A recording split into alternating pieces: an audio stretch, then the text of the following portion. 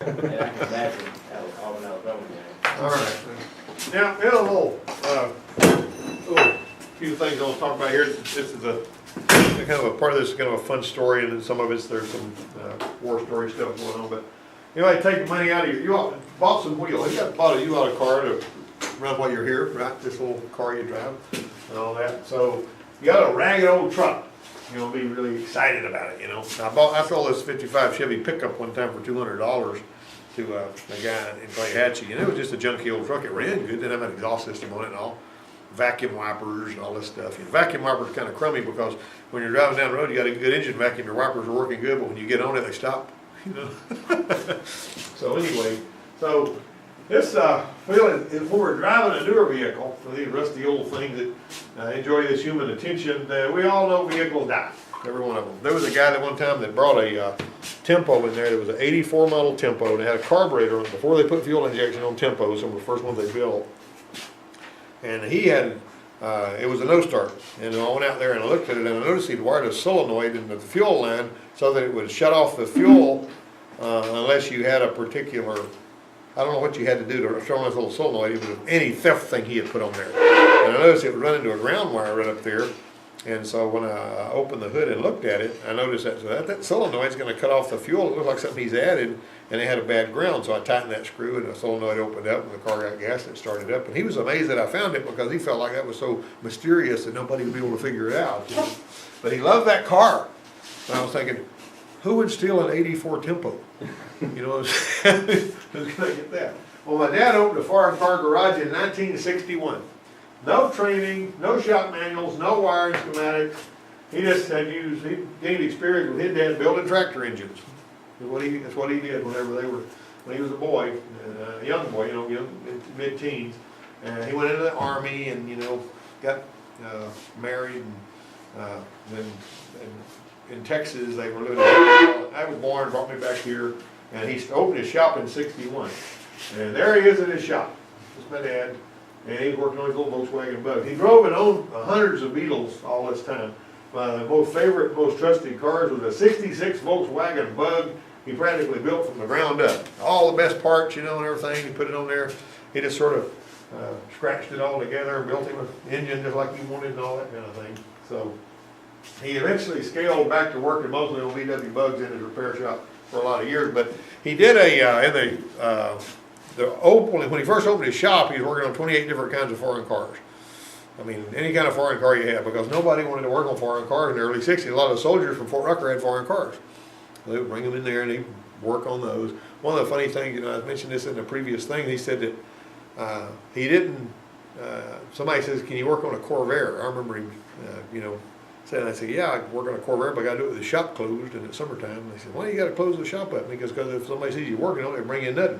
He didn't want that, you know, so.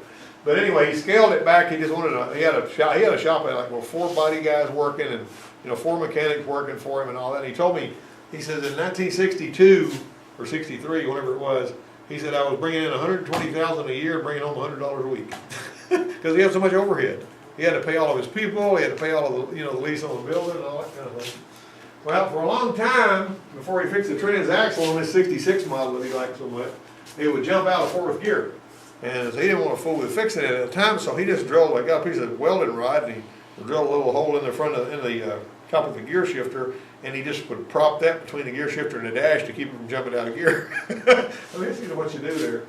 And you know, he was really excellent mechanic. He had a really good reputation for all them things.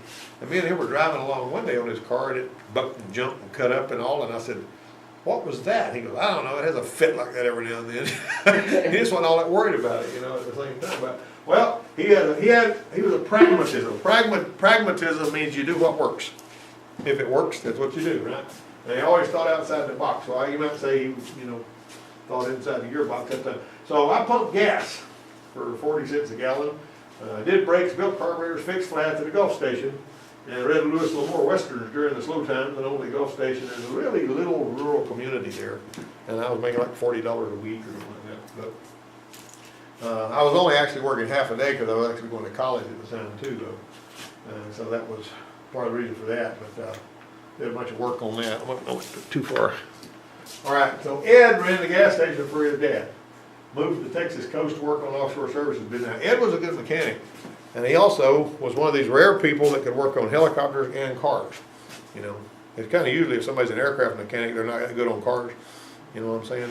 And one of the things I like to tell people when you're trying to recruit people, that your neighbor doesn't have a helicopter sitting in his yard, he's got a car or a pickup, something like that, you know what I'm saying? And, but on the other thing, the oil was $13 a barrel, money was flowing like water, because it was, man, it had gone up, you know, to 13 an hour, so Ed said following down there. But one time when I was working for Ed, we pulled a transmission out of one of the little Mercury Capris, and that was before it looked like a Mustang. It was a funky looking little car back in those days. And a lot of it was German made. A lot of it had a little German engine in it and all that stuff. And so I say that, I mean, the car came from Germany, but I don't know where the powertrain components came from. One way or another, when you're getting ready to pull the transmission back in, one of the bell housing bolts had been lost, you know, put the transmission back in. So he said, well, I don't have any metric bolts. So at the time, there wasn't a lot of metric bolts on anything, and, you know, they started putting them on there in the late 70s, early 80s. So he says, well, I go down to your dad's Volkswagen shop and see if he's got a bolt like this. So we went down to my dad's shop, and Ed walks in here with his bolt in his hand, and he says, do you have a bolt like this? And I don't have any metric bolts. My dad said, that's not metric, that's 3/8 US standard. Well, see, Ed couldn't look at it and tell it was a standard bolt. And I was thinking, if my dad can do that, I can do that. If he can look at a bolt, just look at it and tell you that it's not metric. He didn't even look at the head, he just looked at the bolt. He recognized the thread. And I see my dad sharpening drill bits by hand on the grinder, you know. A lot of people won't try that either, you know. But anyway, he said, you need to go down there and, you know, come down and work at Texas. So I went down there, and for 5 years I worked down there on forklifts and big trucks and pipe loaders and cranes and all that kind of stuff, and, you know, got a lot of diesel experience and hydraulics and all that. Well, I had that job, got married, needed a gas-saving ride. So my dad sold me the 66 Bug. The 66 Bug that he built from the ground up. This is an important part of the story, you gotta remember that. It was now painted something like between a pale yellow and a pastel green. It wasn't a pretty color, but I knew it was a really good car. And so that's my uncle standing in my dad's shop, you know, back in the 60s. Eminent domain claimed my dad's shop property. Eminent domain is when the government's going to put a road through there, and if it's going to go where your house is, then they give you a little bit of money for your house and your land, and they take your, take your property. You know, it ain't no fun. But anyway, so when Carter was president, that highway was slated to be 4 lanes, so he built his new shop with a small amount of money they made him for his property at the, built it in a different place, on a different piece of land. He didn't buy his piece of land. He put it on a new shop on an acre of land next to our house, out in the country he didn't even put a sign up. He figured they'll find him, and they found him. And so anyway, that was the house in Port Arthur where I was living, my old pickup sitting there. I bought that house for $16,000 in 1980. So I was still working on that fleet maintenance job, 600 miles to the west under the carport. That's 66 Bug at my residence here, and the house on the Lake Shore Drive.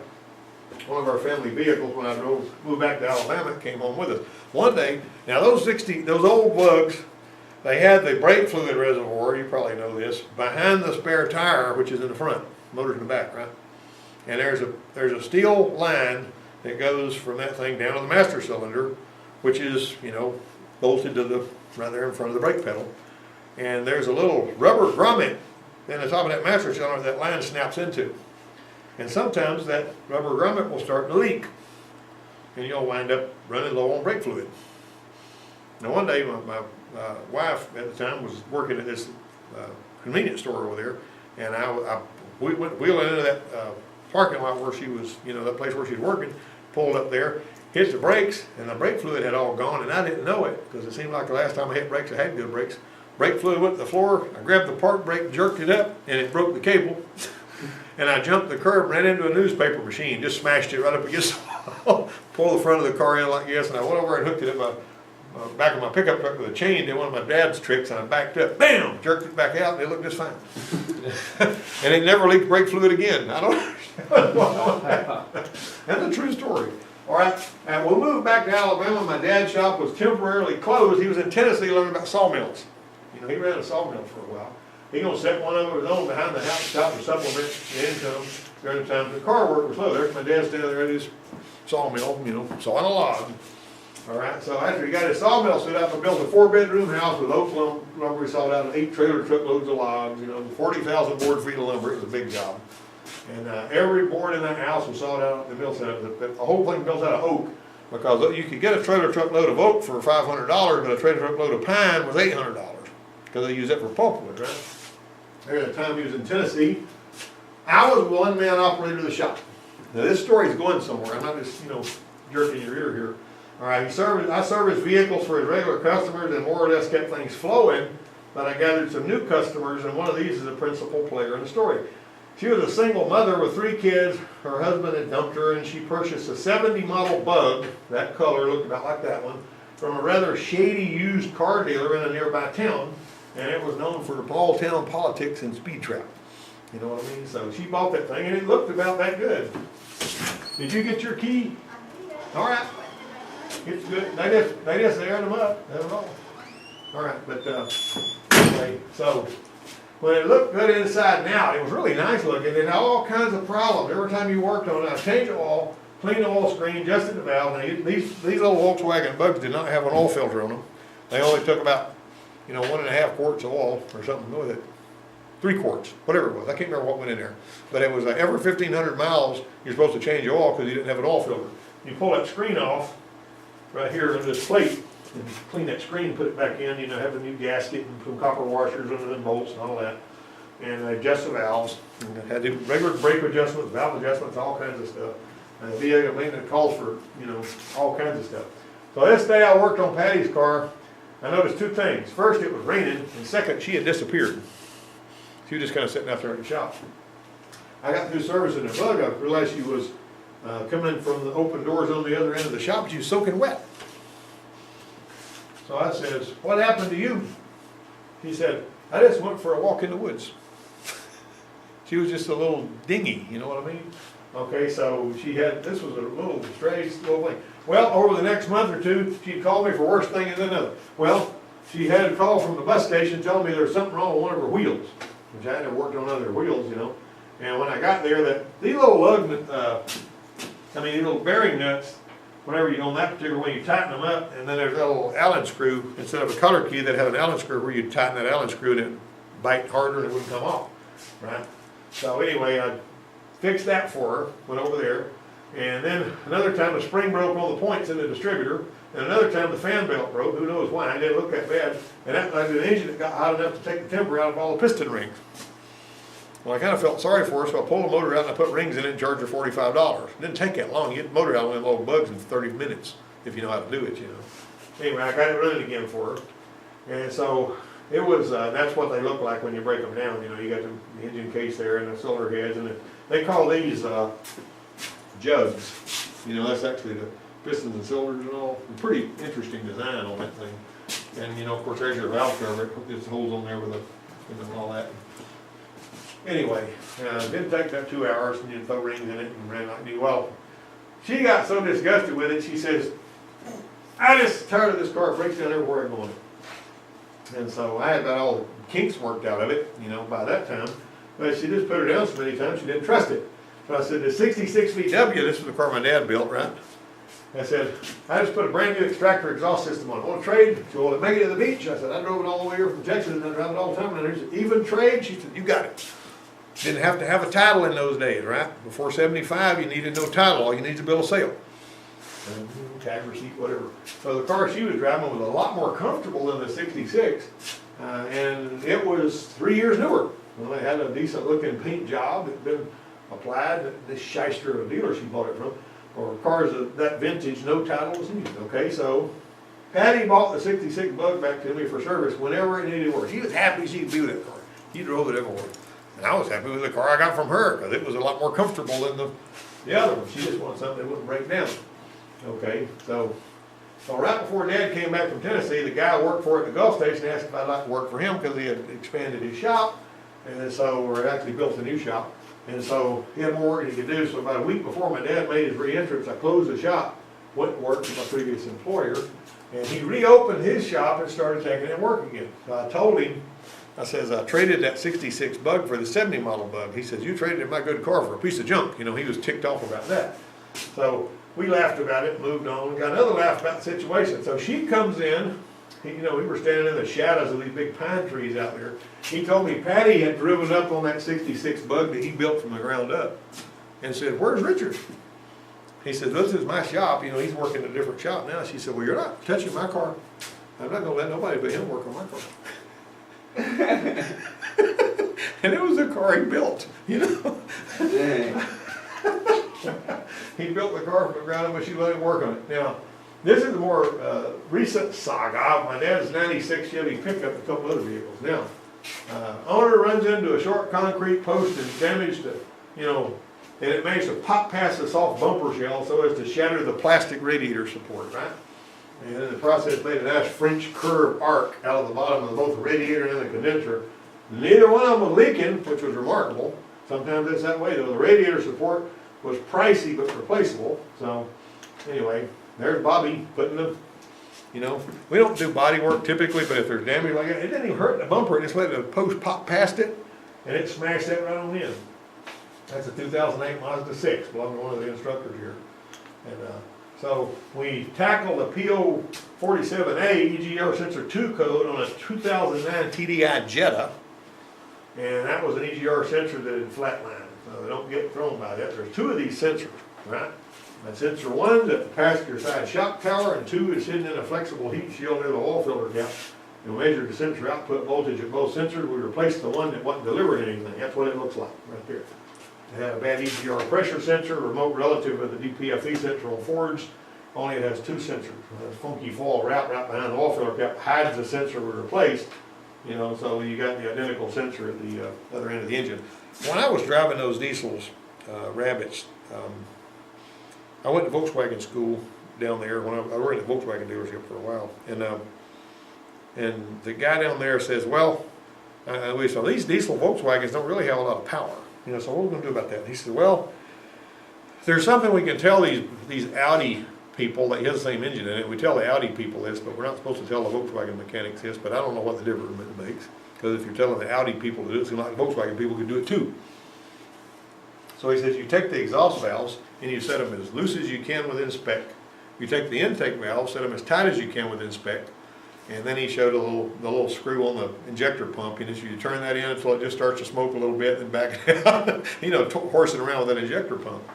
And so I did that on a little 78 model that I was driving, and that thing ran like a race car. I mean, it just made all the difference in the world in the power that it had. It was really cooking and booking. But whenever those things were really bad, those late 70s VW Rabbits, the leak, the water, and they would get water in the floor when it rained, like this deep. And so what runs under the carpet in the Volkswagen Rabbit is the brake lines. And so they're always swimming in water. There was a recall where they wanted to replace all those brake lines, on those cars. When I was at the Volkswagen dealership when that happened. Well, I just knocked some holes in the floor and let the waters run on out.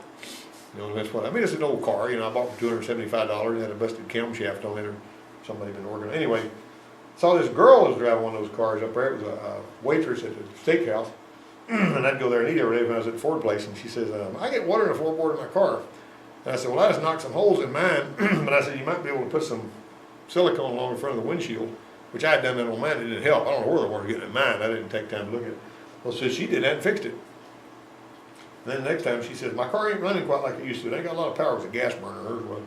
And I said, "Well, that fuel filter over there, pull that thing off and see if it stopped up." And so she got her wrenches and pulled the thing off, and she beat all these leaves and dirt and everything out and put it back on. She said, "Runs real good now."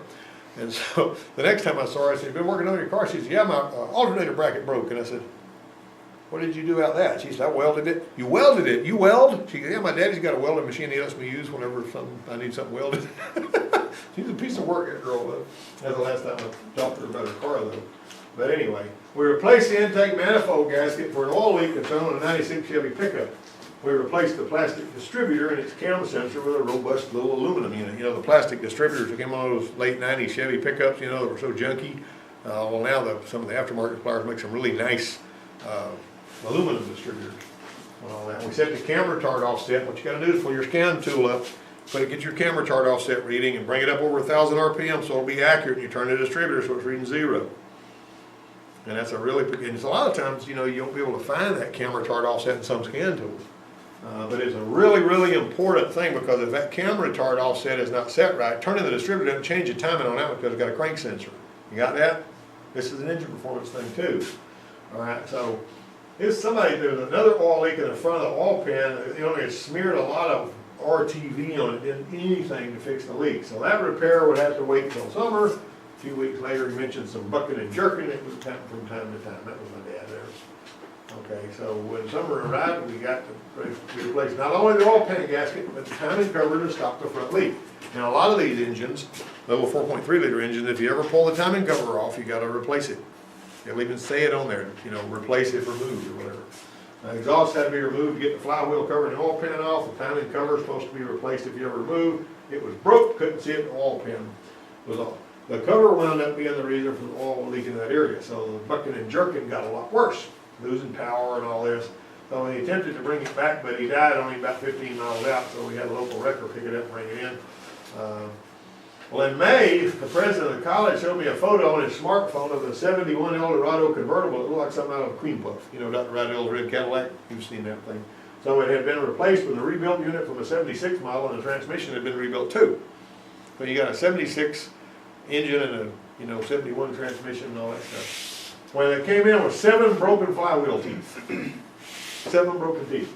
And even after we egged the bottom starter hole, because that one didn't have them Chevrolet bolts going up, it had bolts going in, and we cut an egg shape, we actually slotted the hole on the bottom starter so we could adjust the starter in closer to the flywheel. Got to the engineer stuff on one that's old, you know what I'm saying? But after about 30 starts, the second flywheel lost a tooth. Now this right here, the reason it was doing this, now that one there, you can tell that early flywheel was basically barely touching the teeth in places, and I thought that's what the problem was. But what it turned out was, when that flywheel, when that starter drive would kick out and go in there, sometimes, see, these teeth were square on the edge, and you can see where it had been hitting the corners. When it hit one of those things, and that thing was so hard and so brittle, when it hit that tooth dead on, it would just pop a tooth off. What are you gonna do about that? You know what I mean? I mean, we're under the gun to get this thing straightened out. Now, Bobby's a trooper. He pulled the transmission out 2 times, right? So what we did on that one, and I'm gonna tell you what we did on that one. You know, the starter drive has got little beveled teeth. You know, the front of the teeth are beveled. You know what I'm saying? Well, what I did with the flywheel was I figured out the opposite of that bevel, and I laid the flywheel up there, and with my little high-speed cutter, I turned it around, you know, and I beveled every tooth, so that whenever the 2 gears would come together, they wouldn't hit each other. It would engage and put it back on, and never had any more trouble. I mean, had to change the flywheel twice. You better come up with something if you don't want to change it the 3rd time. Now, when he first brought the thing over here, see it right there, laying in the bottom of the distributor. That set of points. I mean, what's left of the points, they had come apart and fell down in there, and it was a no starter when we first saw it. Anyway, we put a set of points in it and got it going. I sent a link to Dr. Rydell about the how you could convert that to electronic ignition. And so he bought that kit and did that. And he said it helped his gas mileage, it started better and everything else when he converted it to electronic ignition. And he did it himself. But anyway, that was the end of that. I was going to tell you that on my dad's truck, one of the things that we had to do, we worried with that thing, got it all put back together, and it just wasn't quite running right. And the little calibration chip that goes in the engine controller, when you take a little cover off and change that out, I was looking to buy one of those, and it was real expensive. Oh, in addition to that, we put the electronic spider, you know, because it had the old spider fuel injection on it. We put the electronic spider under there, which is a whole lot better than them poppets they had. But I called a salvage yard, and the guy at the salvage yard says he was not able to tell from any of the books or numbers or anything if the engine controller came off of a 6-cylinder or an 8-cylinder. And so he brought us a bunch of those, and we kept swapping out those little calibration packs in that engine controller until we found one that made the truck run good. Get that? The V6 one would run like it had, I mean, it would only fire on 6 cylinders. You know, and that was probably something to do with the, you know, the solenoids and those poppets and all that kind of thing. But that was a lot of excitement that we went through on that thing. We finally got the thing running good. It runs like a sewing machine right now. So anyway, I hope y'all got something out of that. Well, I had fun telling the stories anyway.